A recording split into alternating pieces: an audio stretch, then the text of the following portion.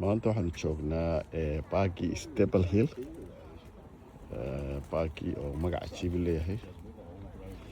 baagii markaas ayaanu maraynaa. waxyaabo badan baa ku yaala baaga.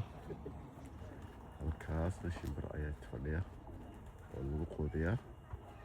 hawada aad u fiican maanta, marka haddaad aragtaan halkaas xoogaa imika dhulkeena waxa laga cawdaa meel la lugeeyo ma laha iyo meel lagu nastoona.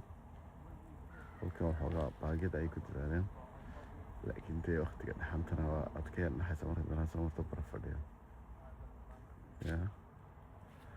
anigana kaga shaqaysa halkan maanta soo booqanay.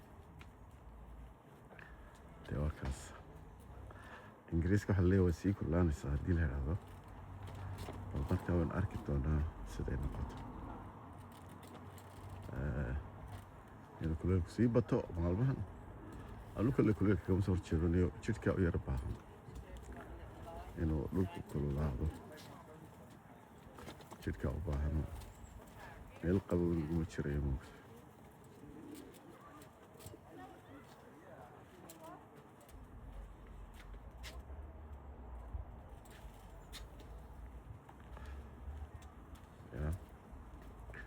markaa waanu yara jimicsanay.